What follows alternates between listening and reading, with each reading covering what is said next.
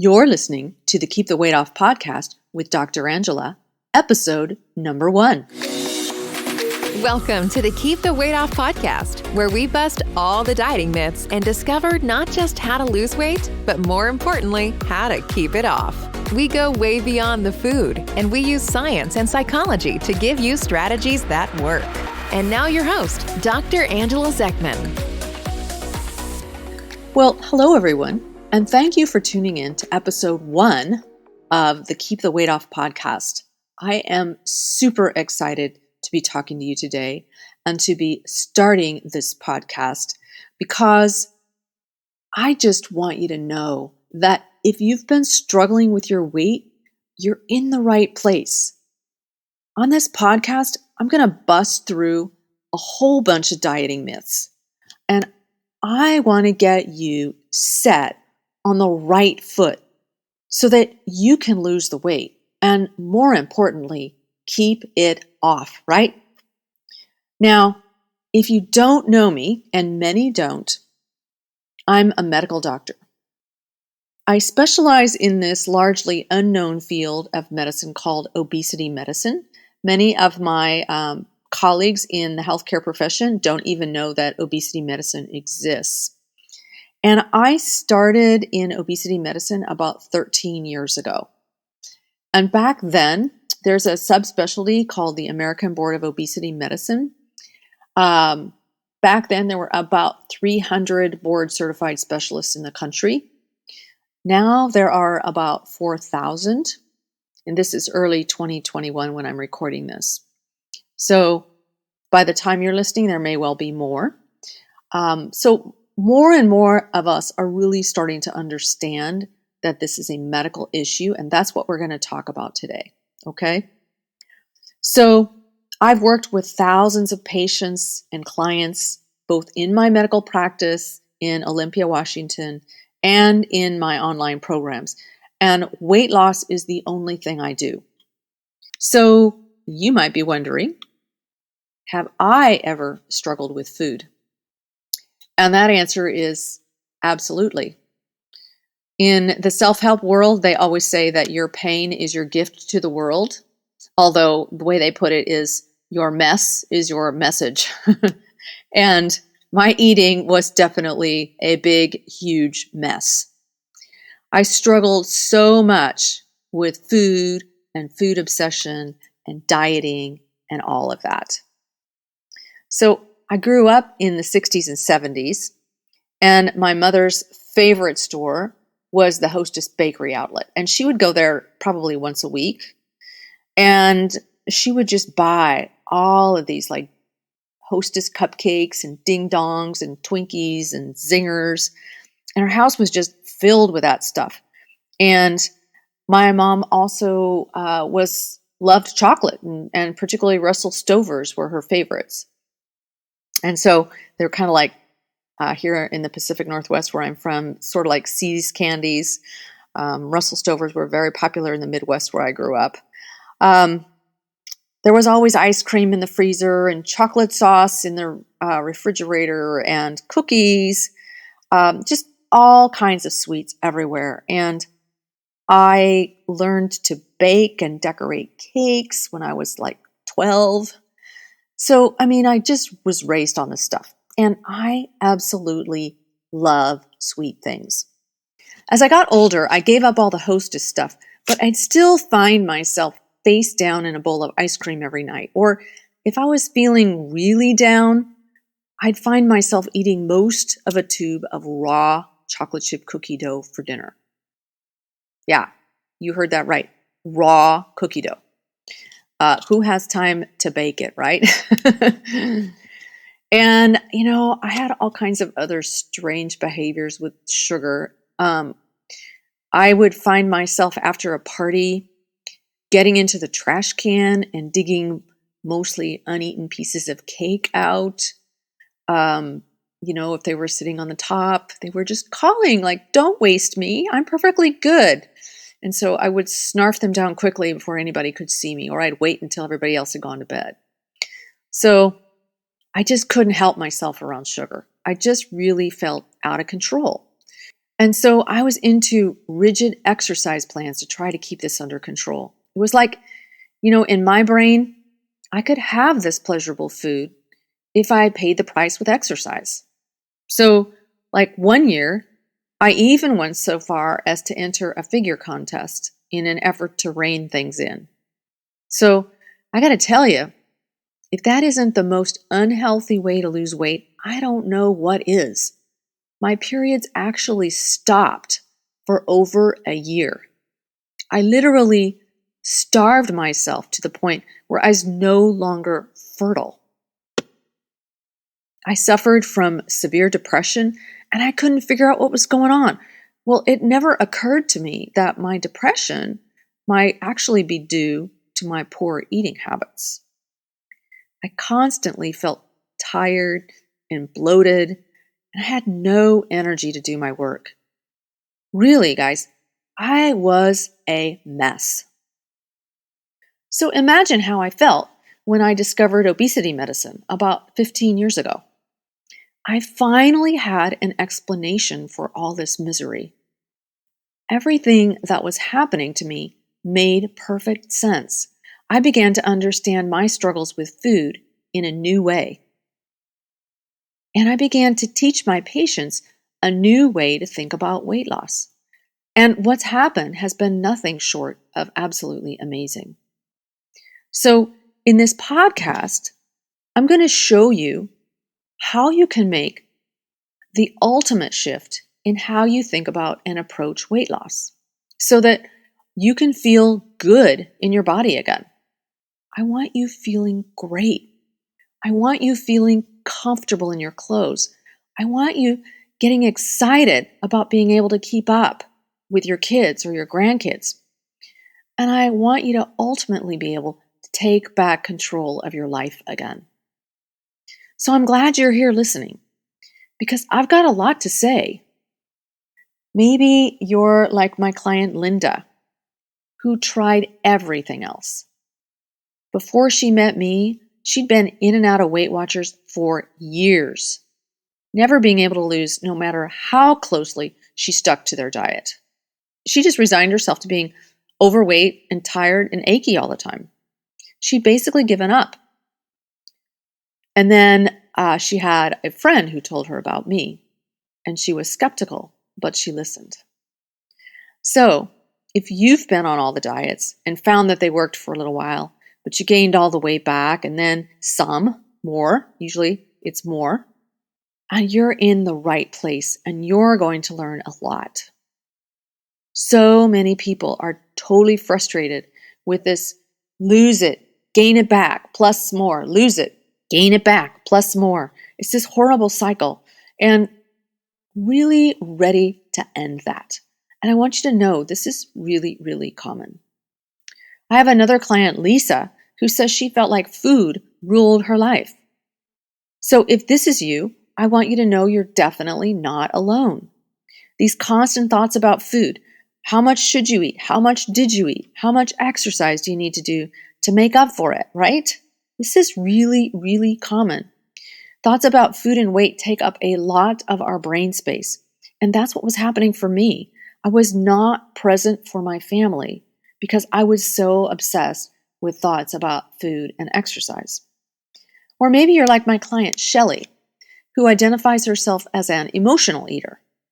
She said that she was stuck in this vicious cycle. Her eating habits were ruled by her emotions. She said, I could go months of eating good and strict and then have all that crumble away in just days, switching back into my old eating patterns and habits.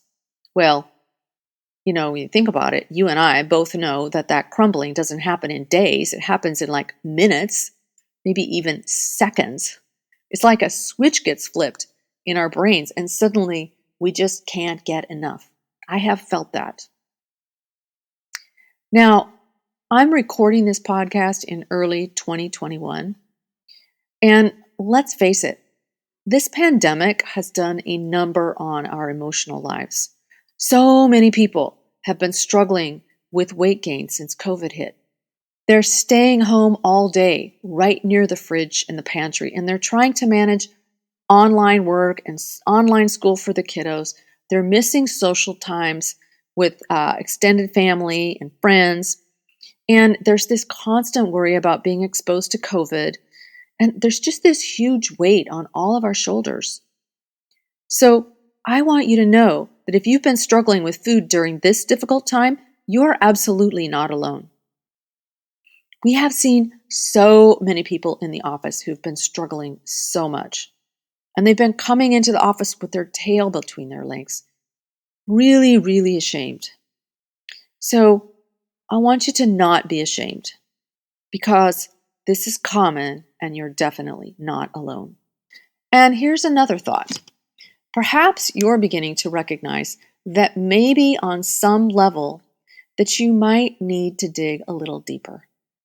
That keeping the weight off might require more than just a new food plan. And you might sense that there's more to it than what actually goes in your mouth. And you might feel like maybe you're ready to think about this whole process a little bit differently. Now, by the way, this is not so common. Most people want a quick weight loss solution, and they're not really willing to dig any deeper. So if you're here listening to this podcast, I have to congratulate you because that is saying a lot about you. The truth of the matter is, if you want to lose weight and keep it off, you're going to have to do more than just finding a new food plan. You're going to have to work at changing the way you think, at changing the things that are going on in your head. And that's what we're going to focus on in this podcast. And I want you to know that I fully support you. I want you to know that I'm on your team and I'm rooting for your success. And I also want you to know that losing weight and keeping it off may be one of the most difficult things that you'll ever do. It isn't easy, especially not if you live in Western society and you're exposed to what I call the standard American diet, SAD, SAD. I had a patient come in a few months ago. She'd grown up in Chile. And she said she was just shocked at how much crap there is in our food. If it were easy, every diet would work and everyone would be skinny. So, I want you to know that losing weight and keeping it off is a challenge, but it's a challenge for which there is a solution. And the awesome thing about it is that once you get this figured out, the skills that you learn can be applied to every other area of your life, and you can become completely transformed. That's the exciting part about this whole journey. Now, if you're in a place where it's safe for you, and only if it's safe, if you're driving, don't do this.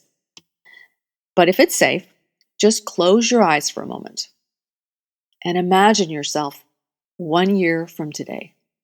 Whatever day it is that you're listening to this, just imagine yourself 1 year from today. Imagine that you're living in a body that is serving you and not hindering you.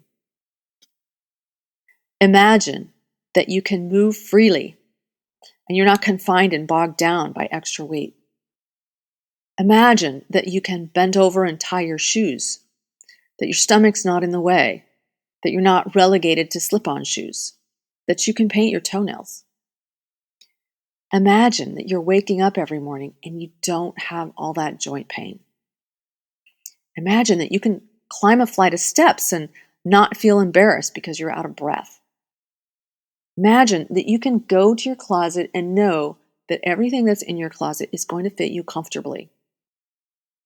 Imagine that you're no longer living to feed cravings, that you're just nourishing your body 3 times a day with good food, and you feel light and energetic and amazing.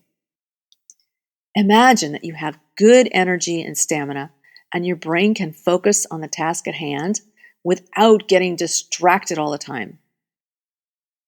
Imagine that when somebody pulls out their camera or their phone and wants to take a picture, you don't go run and hide. Imagine that you can get on a flight without worrying about whether or not you're going to be able to fit in the seat. Imagine that you actually enjoy exercise, that it feels good. And when someone suggests they want to take a hike, that you're all in to go with them. This is what's available to you if you listen to this podcast regularly and begin to shift how you think about this weight loss journey. What actually happens if you do this right is you learn to shift the way you think, not just about food, but about everything. This weight loss journey, when done well, is actually a deep journey into our souls. I want you to know that you deserve everything you can imagine when it comes to the health of your body. As a matter of fact, I always say you deserve to be thriving in a healthy, vibrant body that you're proud of. This isn't something that's optional. It's actually your birthright. Now, guys, I'm going to be frank. When we're struggling with our weight, it's not because we haven't already tried everything to try to fix it. We spend thousands, tens of thousands of dollars, sometimes even more than that, trying to lose weight. And I don't have to tell you the statistics about weight gain just in the United States. If you just look around, you'll see about 70% of people in the United States are struggling. That's the vast majority. And this despite all that money spent on diets and gym memberships and special foods and weight loss supplements, and the problem's getting worse, not better. So I've got a question. Is it possible that there's not something wrong with us, those of us who want to lose weight and get healthy? That the real problem is with the diets and the crazy exercise plans and the whole approach we're taking? Is it possible that these crazy weight loss plans could actually be making the problem worse? And that answer is yes, absolutely. So this idea that we have of starving ourselves thin and beating ourselves up with crazy calorie-burning exercise regimens, this idea that is popularized in all the women's magazines and all the diet programs out there, it's all flawed. It's dangerous. And it's actually making us gain weight in the long run. So I'd like to suggest that maybe we begin to think about this a little differently. So think about it in a new way, okay? A more accurate way, a scientific way. I'm a doctor after all, right? I love science. And I'm a highly trained specialist. So there's science behind what I'm about to teach you. So here it is. Diets don't work because you don't have a problem with your willpower.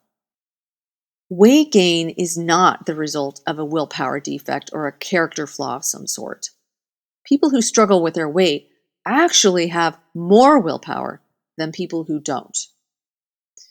People who struggle with their weight are not lazy or unmotivated. None of that's going on. People who struggle with their weight have more motivation than people who don't. So, what's actually going on? Listen very carefully, because this is going to be a light bulb moment. It was a huge light bulb moment for the people in my membership, and they've been talking about this a lot. Weight gain is actually a manifestation of a disease. Yeah, it's a disease. A disease with far-reaching complications. This is what we've now come to understand from the science of it. Obesity is a disease. This disease causes you to feel hungry even when your body doesn't need food. This disease results in all kinds of crazy cravings. This disease causes a depletion of energy. As a matter of fact, obesity causes your brain to think that it's starving. It turns out that obesity is actually a really complicated disease, but it's a disease that you can learn how to manage. And that's what I do all day, every day, is I help people learn how to manage this disease. But you don't manage this disease with quick fix, crazy dieting and exercise regimens. That actually makes the problem worse. When you starve the body, you tell it to slow down. And your body wants to survive. Your ancestors survived famines, right? So your brain knows exactly what to do when food gets scarce. If you drop your calorie intake too low, you're going to put your body in a famine state, and its energy output is going to stall, and then it's going to hang on to fat like crazy later. So don't do that. You want to learn how to manage this disease for the long haul. So that's how I want you to start thinking.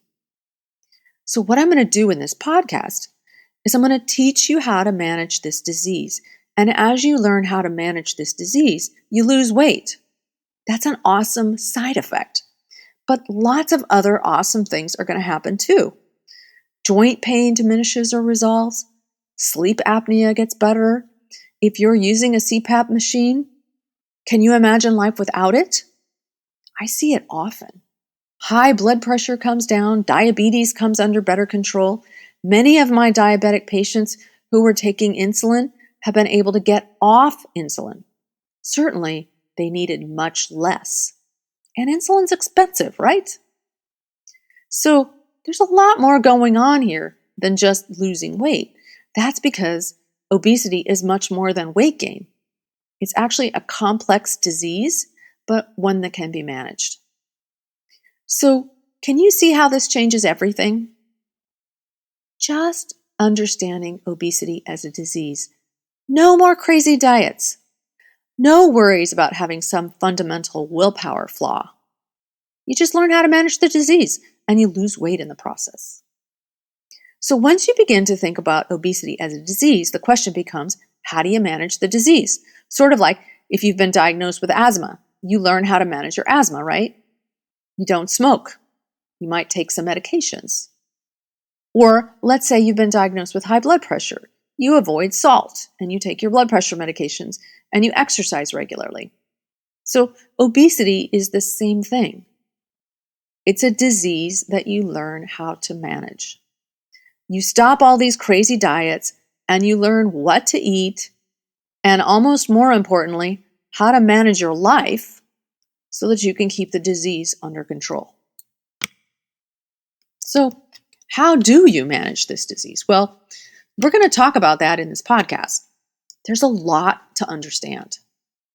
But one thing I want you to think about is how you manage other diseases. So let's take asthma, for example. If you have asthma, you need the help of a skilled medical professional to help you keep it under control. If you have an asthma flare-up and you start wheezing, you have a protocol for what to do, right? You start with your inhaler. Usually that does the trick. But what if it doesn't? You make an appointment with your doctor. Or if it's really bad and you can't breathe, you have to go to the ER. Okay? So now that you understand that obesity is a disease and not some sort of character flaw, I want you to think the same way about obesity as you do about asthma. You need to have a medical professional that specializes in obesity helping you out. You can go to www.abom.org to find an obesity medicine specialist near you. Now, I'll put this link in the show notes, but if you're able to write it down, it's www.abom.org. That's the American Board of Obesity Medicine. Okay? You definitely want a specialist on your team because most healthcare professionals are not trained in obesity medicine and they have no idea how to treat it. They're still telling their patients to eat less and exercise more. And many of my patients have actually been traumatized by medical professionals who just say really cruel things to them to try to motivate them to lose weight. I've heard some really awful stories, and tears have flowed as people were telling me what medical professionals have said to them. So this is why I really recommend that you see an obesity medicine specialist. The other thing that I want you to understand is that if you're having a flare-up of this disease of obesity, think about what's going to be your indicator. For asthma flare-ups, the indicator is wheezing. If you start wheezing and you can't manage it on your own, you have to get medical help. You don't stay home in shame trying to stop the wheezing on your own, right? You get help. So the same is true for obesity. If you have a flare-up, your indicator is going to be weight gain. This is not the time to stay home in shame. This is the time to make sure that you're getting the help that you need to get this back under control. I want you to fight like hell for yourself here.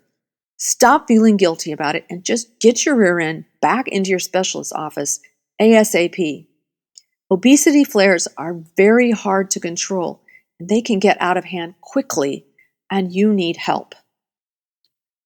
Okay, so I've just given you a lot to think about on this first podcast. I really want you to imagine life in a healthy, vibrant body that is serving you. And I want you to know that you deserve this and that you are worthy of doing whatever it takes to get this under control. I helped you to understand that this is not some sort of willpower flaw or character defect, but this is a disease. Obesity is a serious disease with far-reaching complications, and it kills people every day. It's hard to keep it under control when you live in the Western food environment. And you should have a specialist on your team to help you get it under control and keep it under control. Don't feel guilty if you're struggling. Just do whatever it takes to get it back under control as quickly as possible. If you want to learn more about this, just head over to my website at JourneyBeyondWeightLoss.com, and I've got a free course there for you to download so that you can get on the way to getting this under control for good. Please also go to JourneyBeyondWeightLoss.com/1 and leave me a comment underneath the podcast show notes and let me know what you think about all of this. I will love to read your comments, and I promise to read all of them. Okay, that's all for today, and I will see you next time. Take care. Bye-bye. Hey, if you really want to lose weight and keep it off for good, your next step is to sign up for Dr. Angela's free weight loss course, where you're going to learn everything you need to get started on your weight loss journey the right way. Just head over to JourneyBeyondWeightLoss.com/free course to sign up. Also, it would be awesome if you could take a few moments and write a review on iTunes. Thanks, and we'll see you in Journey Beyond Weight Loss.